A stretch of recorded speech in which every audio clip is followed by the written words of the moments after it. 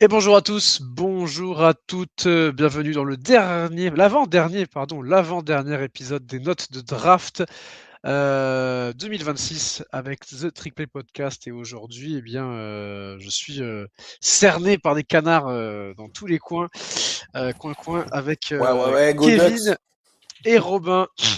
Là, on est à Eugene, dans l'Oregon, On se régale. qui Salut vont les gars. donc m'accompagner dans ce conseil de classe des équipes de la NFC Nord, donc Chicago, Détroit, Green Bay et Minnesota pour l'avant-dernier épisode de la série du printemps côté Triplé Podcast. Comment ça va bien les gars, tranquillement? Ouais, très Ça bien. va. Avec Kevin, on fait partie de la même team grosse calvasse qui arrive là. Euh, Mais je t'emmerde, voilà. Ouais, non, mais moi aussi je le remarque à la vidéo là, c'est terrible. Sachez à tout le monde que comme je rentre du travail, il est 21h30. Mais voilà, donc je vais couper ma caméra pendant que je vais manger et que les autres parleront et je remettrai à la fin de l'épisode, je pense. En tout cas, plaisir les gars, j'ai pas pu être là pour la première partie. Je suis très content de venir à la deuxième partie. Ça va être sympa. Voilà, on a remplacé un Tigers par un Duck. On verra si C'est pas plus mal. c'est pas, c'est pas plus vrai. Ouais, on en avait déjà, Bon, trêve de. Lane Kiffin te dirait que c'est pas si mal. C'est pas si mal. Trêve de mondanité, on va démarrer avec les Chicago Bears, les grands rivaux des Packers qui, tiens, pour parler d'Oregon, tiens, ça tombe bien qu'on commence par Chicago, puisque du coup les Chicago Bears ont démarré la draft avec le pick 25 et ont pris le safety d'Oregon, Dylan Tillman. Ensuite, au deuxième tour, l'interior offensive line, Logan Jones d'Iowa. Au troisième tour, deux picks avec le tight end de Stanford, Sam Roush, et le receveur de LSU, Xavier Thomas. Au quatrième tour, le cornerback Malik Mohamed de Texas. Et ensuite, pour terminer, au cinquième tour, Keyshawn Elliott d'Arizona State. Et au sixième, Jordan Vandenberg de Georgia Tech. Messieurs, si l'un de vous veut démarrer sur cette draft des Bears, qu'en avez-vous pensé? Comme tu as dit, l'avantage c'est que il commence par Dylan Tillman, donc forcément j'aime bien. Il profite des Vikings qui font de la merde. On en parlera juste après, bien entendu. Euh, voilà, tout le monde s'attendait. C'était un peu le pick Tillman chez les Vikings avec la question Harrison Smith. C'était un peu comme le pick Ioane chez les Ravens. Ouais. C'était un peu un gros consensus sur ce first round. Maintenant, les Vikings ont eu des stratégies plus que questionable sur cette draft, donc ils l'ont laissé passer. Les Bears, qui ont eu pas mal de départs sur le poste aussi, poste de safety, en ont profité. Ils prennent celui qui est, je pense, le deuxième meilleur safety de la QV derrière Caleb Downs, avec surtout un combine qui l'a vraiment mis sur la map, parce que je pense qu'il n'y a pas beaucoup de monde qui pensait que ses capacités athlétiques étaient aussi élevées. Ça se voit que c'était un vrai ball player, mais le fait qu'il ait les capacités athlétiques mesurables qui soient aussi élevées, je pense que ça a beaucoup joué. Après, Logan Jones, forcément, encore une fois, on en a déjà parlé sur d'autres, hein, mais quand tu vas chercher un O-line d'Iowa, en général, ça passe. Après, Rouge, sûrement dans l'optique de lâcher Kemet, enfin de l'après Kemet. Mohamed et Zavion, j'aime bien. Zavion Thomas, pardon, c'était à LSU, Xavier Thomas et Malik Ouais. Mohamed, le corner de Texas, c'est pas le cousin ou le petit frère de Jabbar Mohamed, qui était le corner de Washington puis Oregon, si je sais pas, où il y a aucun lien de parenté. Je crois que j'ai posé la même Peut-être. question à la draft et Et je me personne n'a rappelle su plus te la répondre. réponse. Non, on m'a sûrement répondu, mais j'ai déjà oublié que je suis un peu un poisson rouge. Euh, donc en soi, j'aime bien, tu vois. J'aurais préféré un D-end Ouais, au lieu d'un c'est bien le LB. cousin de Jabbar. C'est bien sorti, hein, ok. Bah, espérons qu'il réussisse mieux en NFL que Jabbar. Du coup, ouais, j'aurais plus vu un DN plutôt que linebacker et D-tackle. mais sur les deux derniers tours. Mais en soi, tu vois, j'aime bien les 4 premiers picks, mais sans plus de flash que ça, donc je l'aurais mis B+, parce que pour moi, c'est pas une draft qui mérite forcément qu'on aille chercher dans les A, mais B+, voilà, je trouve que c'est correct.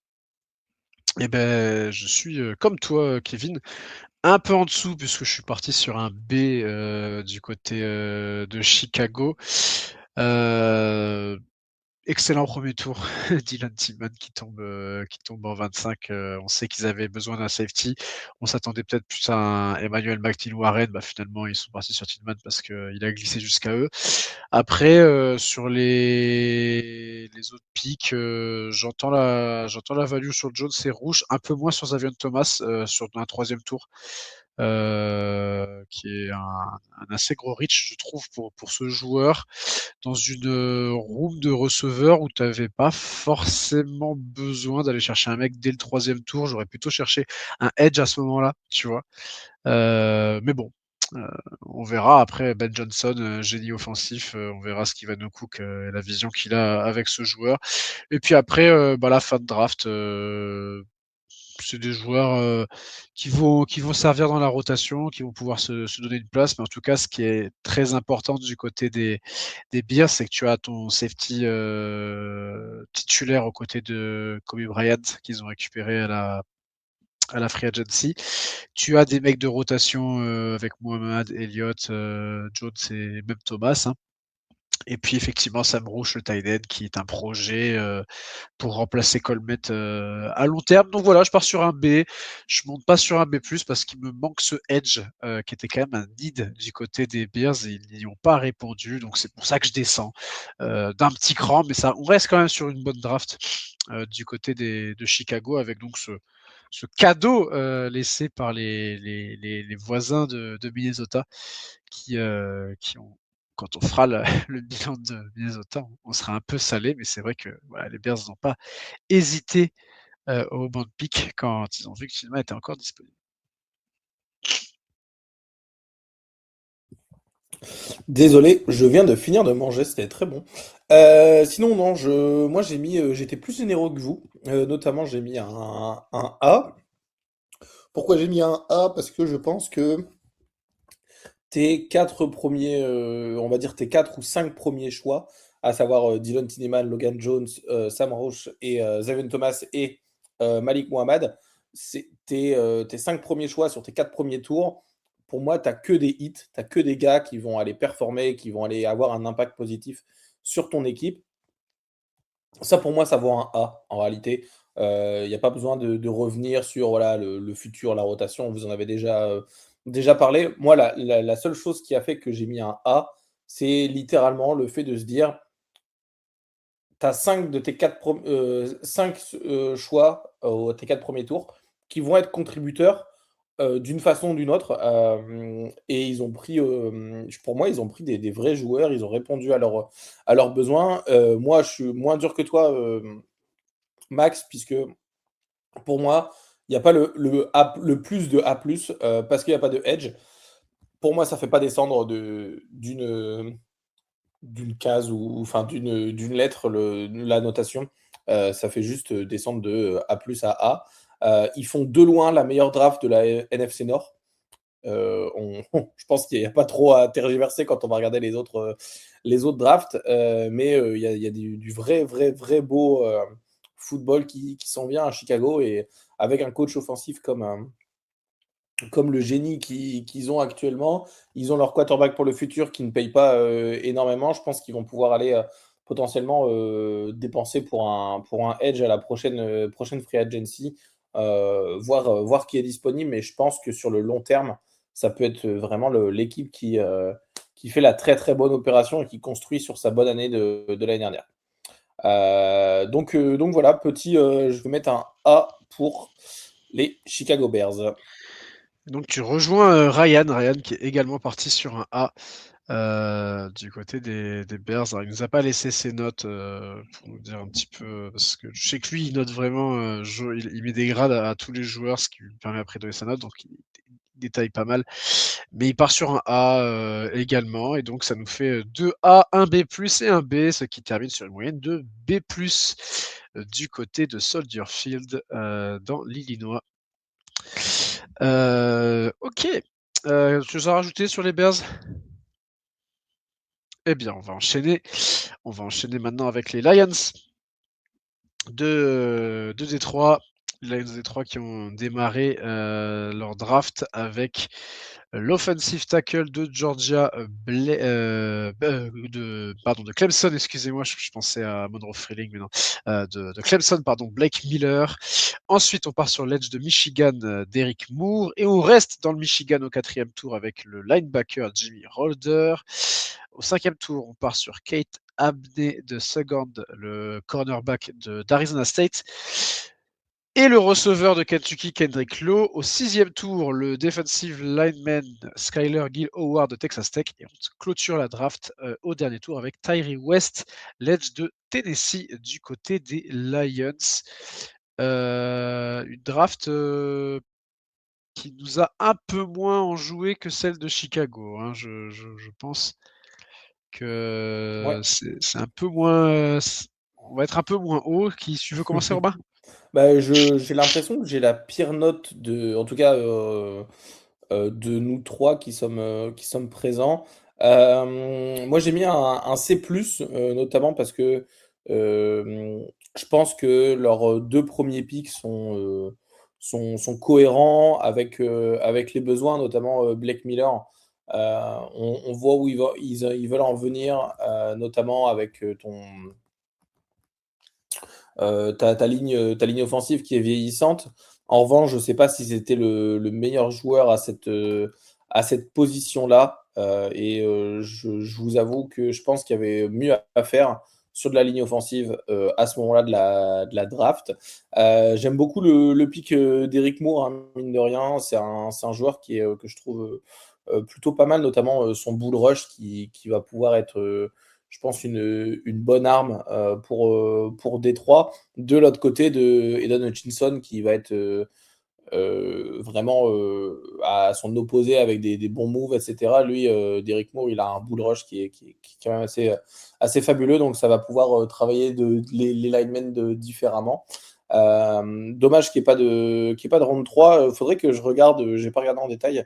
Est-ce qu'ils ont pas de round 3 parce qu'ils font un trade-up, ou est-ce que c'est un trade d'un autre joueur ou un trade down? D'ailleurs, faudrait que je regarde. J'ai mis mon C+ en me basant sur le fait qu'il n'y avait pas de pick. Et en fait, après les picks de ce qui reste des tours 4 à 7 du D3, j'ai pas l'impression qu'on ait énormément de contributeurs comme on aurait eu par exemple pour Chicago avec un Malik Muhammad, ou comme on aurait avec Green Bay avec un Dennis Sutton. Voilà, ça me paraît compliqué de mettre plus que C+. J'ai failli mettre un B-, mais comme il y avait que. Je comprends le sens avec le pick Blake Miller, mais je trouve que c'est le bon poste, pas le bon joueur. Ça donne un C+ pour moi. Moi, je pars sur un B, je pars sur la même note que les. C'est vrai que je suis sur la même note que Chicago. Je pense que je vais peut-être descendre ma note. J'aurais pu la descendre, mais bon, je pars sur un B côté Lions.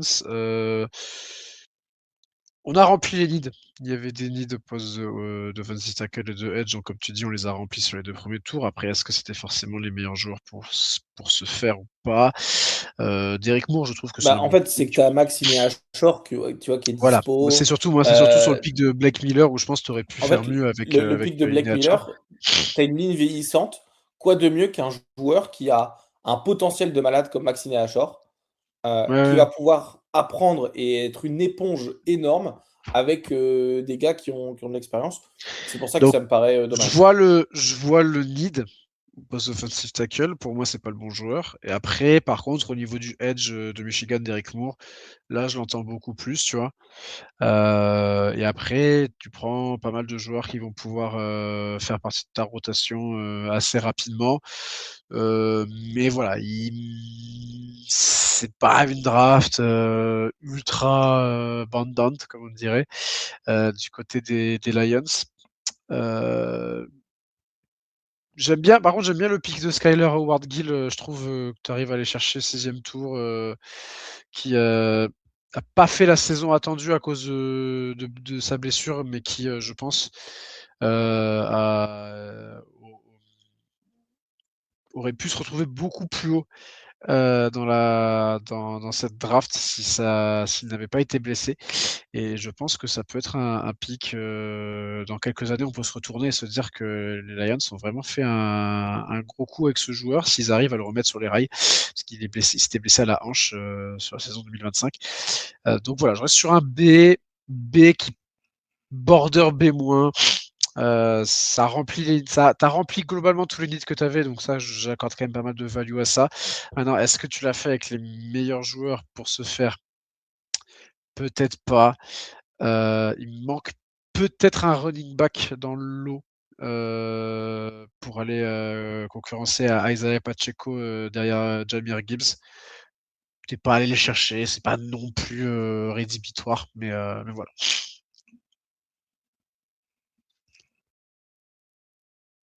Ouais, moi, pour ma part, je trouve que c'est rare qu'on voit que dans les 2 premiers picks, tu prennes 2 starters, un de chaque côté du ballon, sur chacun de tes 2 plus gros, postes à need. Donc pour le coup, des équipes qui remplissent leur need correctement, sur leurs 2 premiers picks de draft, on peut quand même saluer ça aussi.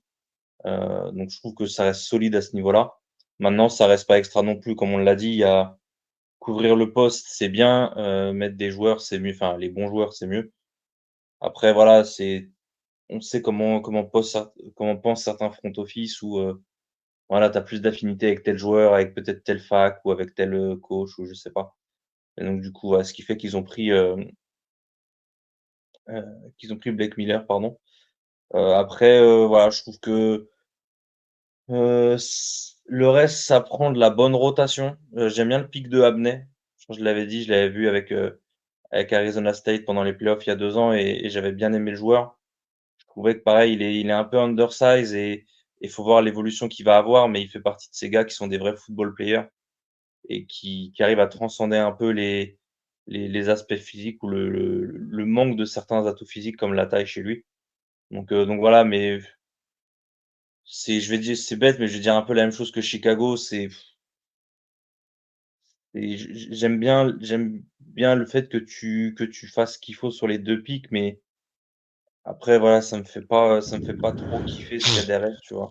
Mmh. Donc voilà, j'ai mis, tu sais quoi? Je vais même downgrade sur B, tiens. Parce que comme tu as fait Max, ça me fait chier de me dire que j'ai mis la même note que Chicago. Alors Hem, si tu downgrades, eh ben, écoute, si tu downgrades, je downgrade aussi sur B- du coup, parce que sur B-, bah, va falloir pour que moi, je on n'est pas sur la même draft que Chicago. On n'a pas le même niveau de talent, et alors même si, mmh, comme tu dis, on a 2 titulaires sur les 2 premiers tours, mais finalement, tu vois, je vais downgrade aussi. Tu m'as convaincu sur le fait qu'il fallait downgrade aussi, puisqu'on du coup, ça va baisser un peu la moyenne des Lions, alors attends, puisque on est sur Ryan du a mis C. Ryan a mis C. Ryan a été le plus sévère d'entre nous sur la draft. Mais ça se suit, hein. B, B-, C, C+. Bah, je pense que la vérité se trouve entre le B- et le C+, quoi. c'est ça, voilà, techniquement, on est pile entre le B- et le C+, quoi. Ouais. Donc on est sur un Allez, B-, C++, on quoi. va arrondir au-dessus.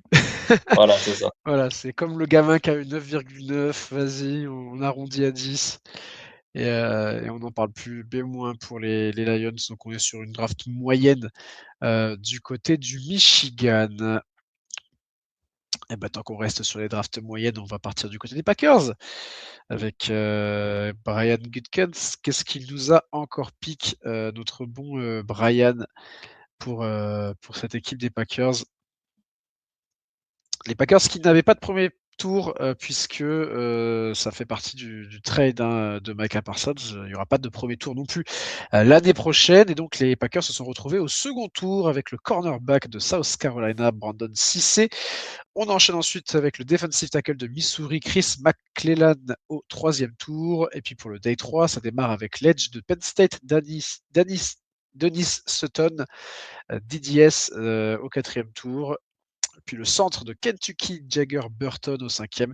Et puis 2 pics au 6e tour, puisqu'on a trade up pour avoir un deuxième pic au 6e. Alors on a d'abord commencé avec le cornerback d'Alabama, Domani Jackson. Et puis on est allé chercher un kicker, celui de Florida, Trey Smack, pour les Packers. Les Packers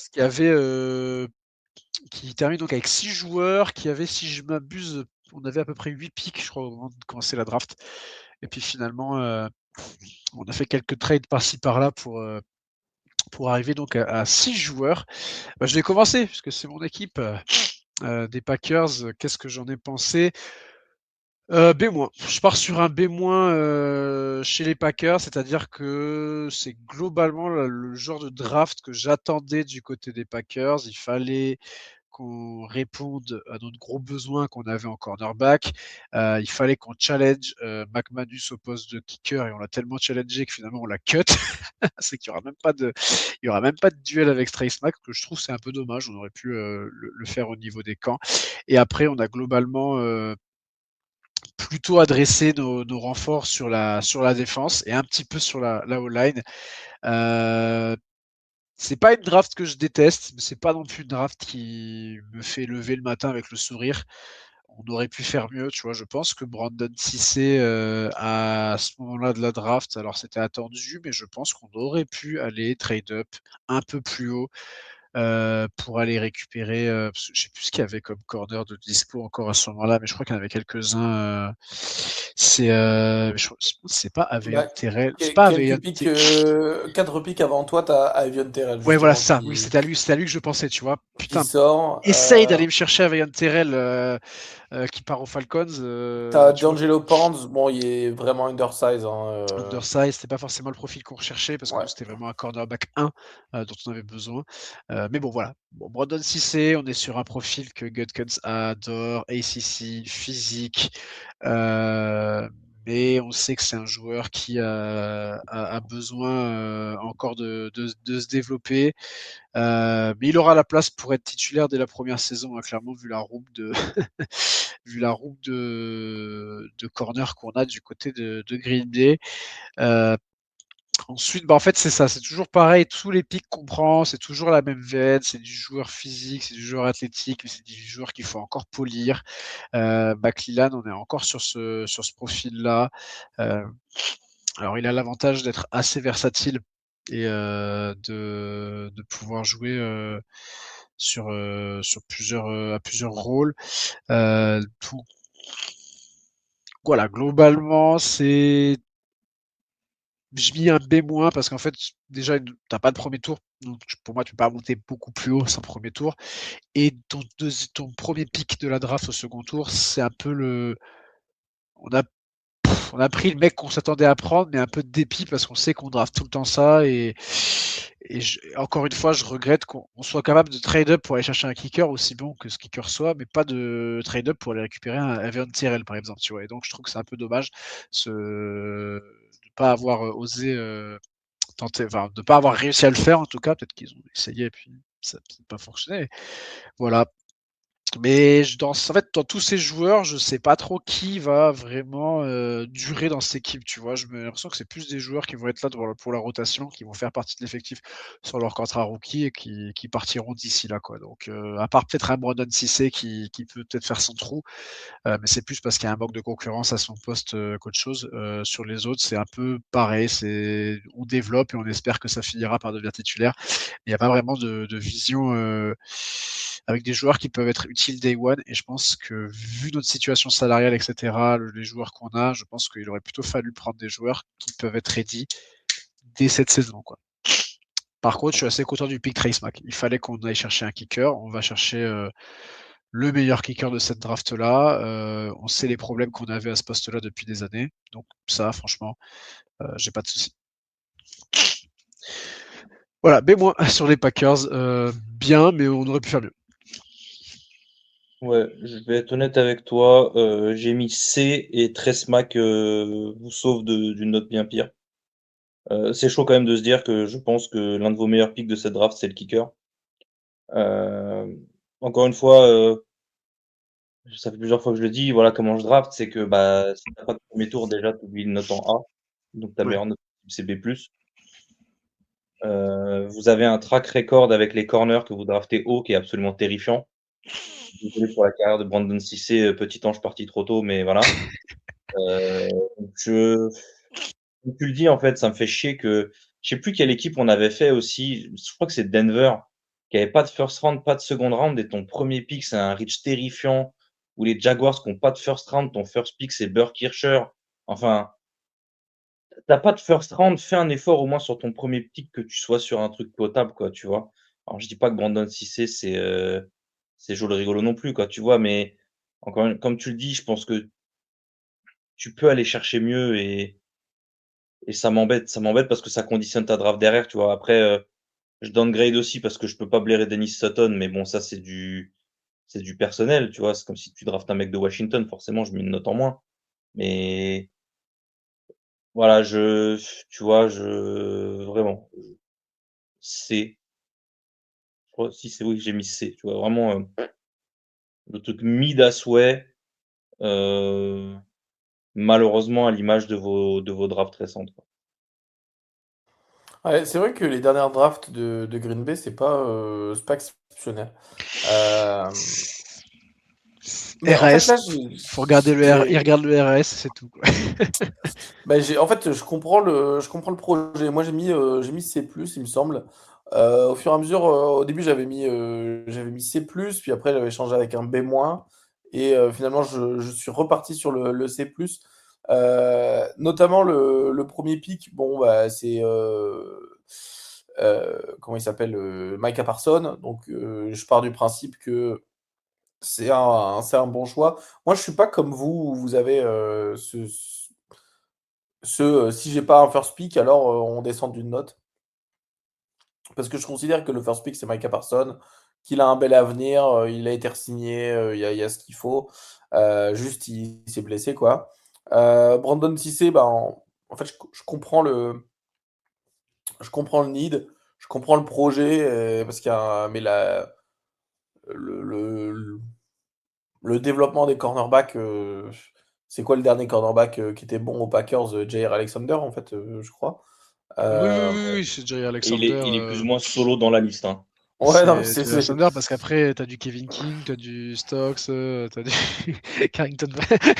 Ok, ok. T'as des. Alors, dans la Kevin liste des King. plats de fou, Oh, il y a le gâteau 4 quarts qui a pas de goût. oh, le C'est- PTSD de Kevin King, gros. Oh là là. Non, c'est. non, c'est un peu terrible. Moi, j'aime bien, mine de rien, l'enchaînement du tour 3 et 4, Chris McClellan et Dennis Sutton. C'est pas si mal, en fait. Dennis Sutton, je trouve qu'il va bien il va bien faire la paire, mine de rien, avec Micah Parsons. Notamment parce que Dennis Sutton, il est plutôt contre la course et Parsons, il peut aller chercher le quarterback. Ça peut être sympa et ça peut faire une rotation plutôt pas mal.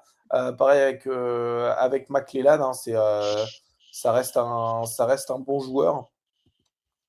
Et le pic Trace Mac est vraiment pas mal. Bon, j'ai mis C+, notamment parce que je m'attendais potentiellement à un running back, mine de rien. Ça Votre aurait coup de pu, cœur, ouais. c'est Josh Jacobs, c'est ça? C'est John Jacobs et on a. Il me semble qu'on a laissé partir Wilson.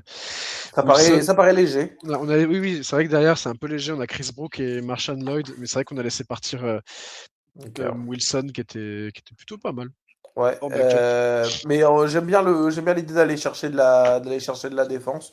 Après, au bout d'un moment, il va falloir aller chercher, je pense, de quoi produire mieux et des meilleurs choix. Je pense que la plupart des needs ont été pris, donc c'est pour ça qu'il y a le C+, mais que c'est pas pour autant les joueurs les plus pertinents, malgré qu'on voit le projet.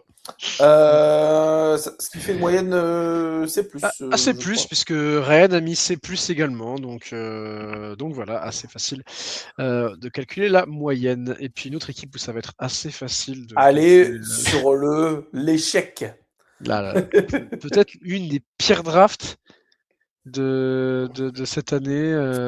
Ah bah, le GM, il a mangé un fruit, un testicrousti pas trop frais, et il a sorti Il a sorti le résultat. Ça nous sort la ref Testicroussi. Ouais, Saint-Ouen représente. Ah non, c'est Master Poulet, pardon. C'est Master Poulet, c'est Master Poulet. Il a mangé un Master Donc cette Poulet, draft de nos amis des Vikings qui se sont sentis plus intelligents que tout le monde, peut-être, on sait pas, hein, peut-être que c'est la draft du futur, mais Et on est peut-être à là à l'instant dire. T, à l'instant T, c'est parti au premier tour alors que tout le monde pensait que ça allait être Dylan Tinneman, le safety d'Oregon, on est parti finalement sur le defensive line, la defensive line de Florida, Caleb Banks.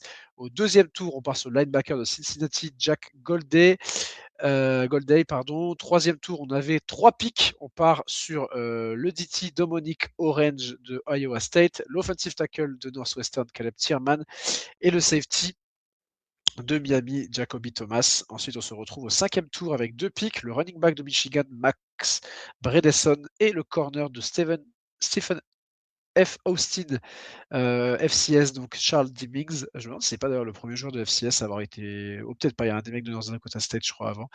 Et puis au 6e tour, le running back de Wake Forest, Damon Claiborne. Et pour finir, au dernier tour, on est à l'intérieur de la O-line avec donc le centre de Cincinnati, Gavin Gedart. Voilà pour cette draft des Vikings avec 9 picks en tout. Et 2 bons. Alors vas-y Robin, quels sont les corrects. deux corrects. Je pense qu'on a les deux mêmes et je pense que c'est. Vas-y, mais ouais, je pense qu'on a les deux mêmes. En fait, déjà, bon, le premier tour, tu dépenses ton premier tour sur Caleb Banks. Il a fallu aller tirer la chasse d'eau après ce qu'il vient de lâcher comme bouse. Après, en fait, tu te retrouves au 3e tour à drafter Dominic Orange, qui est en fait meilleur que ton premier tour. Je pense que Dominic Orange de Iowa State, c'est le bon pick, un bon gros pick, vraiment pas mal. J'hésite un peu avec Caleb Tiernan qui est pas si mauvais que ça, on va dire, dans ce sens-là. Par contre, moi, le pick Max Bredesen, ça me plaît. En fait, ça me plaît. Ouais. Ça me plaît d'avoir ce fullback là, à voir pour la position pour le need. Mais en tout cas, je pense que ça peut être, au 5e tour, un fullback comme ça qui va pouvoir aller bloquer, aller t'apporter aussi du short yardage vraiment pas mal. Peut-être que les Vikings ils vont jouer avec le foot à l'ancienne, donc ça peut être intéressant. Mais ouais, non, j'aime beaucoup le pick de Monique Orange et le pick Max Bredesen qui est pas mal. Caleb Tiernan aussi, le tackle de Northwestern.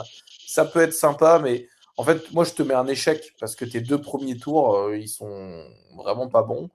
Et ton 3e tour, c'est lui qui va starter sur ta D-line. Pourquoi est-ce que tu as dépensé un tour 1 sur Caleb Banks alors que tu avais Dominic Orange qui était dispo? J'ai mis la note de E pour échec. Ah ouais, donc ça part sur un E du côté de Robin. Écoute, moi je suis parti sur un C. Je suis passé sur un C dans cette draft-là. Parce qu'il y a un autre pick que j'aime bien, c'est celui de Claiborne au 6e tour, qui est un running back que j'aime beaucoup, que j'ai beaucoup aimé du côté de Wake Forest cette année. Mais ouais, je te rejoins, c'est raté. T'avais Dylan Tinman qui te tendait les bras, tu le prends pas pour prendre un defensive tackle, mais finalement tu reprends un defensive tackle au 3e tour qui est meilleur que Caleb. Donc ça veut dire que tu le vois pas forcément dans la même position. Et quand on voit la depth chart, ils imaginent Caleb Banks en defensive end dans une défense 3-4 et Orange en nose tackle. Et tu pars finalement sur ton safety au 3e tour avec Jacoby Thomas. Mais franchement, remplace-moi Caleb Banks par Dylan Tinman au 1er tour et je remonte déjà dans les baies. Le pick de Jack Golday, c'est trop tôt. C'est trop tôt au 2e tour. Et en fait, tous les picks, t'as l'impression qu'ils sont un peu trop tôt, qu'ils sont rich. Du coup, tu vois pas trop où ils veulent en venir. Ils piquent 2 fois sur la D-line, 2 fois. Enfin, de running back, non, parce qu'il y a t'as un fullback, mais ils vont te chercher Charles Dimmings de FCS au 5e tour. Un petit peu tôt peut-être pour aller le chercher. Donc ouais, cette draft-là, tu vois pas trop où les Vikings veulent en venir. T'as l'impression que tout est conditionné par cette erreur 1er tour et que derrière, ils n'ont jamais vraiment réussi à recover. Et donc c'est pour ça que je pars sur un C. C que je vais même descendre en C- en fait sur cette. Je sais pas pourquoi je suis resté en C sur cette draft de. C'est quelques pics que j'aime bien, tu vois. Je te rejoins aussi, Orange, Bredesen, Claiborne, que j'aime bien, mais bon, c'est du troisième, 5e et 6e, donc ça sauve pas ta draft en fait. Donc voilà, on part sur un C- de déception du côté des Vikings, et puis il faudra expliquer un petit peu ce qui leur est passé par la tête sur cette draft. Moi, j'aime bien ce que tu as dit, Max, dans le sens où c'est leur premier tour qui conditionne un peu la merde qu'ils font derrière. C'est vrai que c'est potentiellement un effet boule de neige que tu as entre le premier pick que tu fais et la manière dont tu essaies de le rattraper. Mais franchement, pour moi, c'est plein de reach et d'incompréhension. Faut se rappeler qu'il y a beaucoup de trade down de la part des Vikings sur ces drafts qui sont tous plus calamiteux les uns que les autres. Parce qu'en plus, à chaque fois, tu trade down pour aller prendre des postes que tu as besoin, mais avec des. Tu vois, regarde, tu vas prendre un safety au 3e tour. Bah, c'est cool. Mais en fait, si tu voulais un safety, prends Tinman. Je comprends pas le bail, enfin le délire avec eux. Donc, et très honnêtement, bah moi du coup, il y a bien Big Citrus, la Dominic Orange, et pour moi, c'est Caleb Tiernan au 3e tour qui les sauve littéralement du 0 pointé parce que je pense que sinon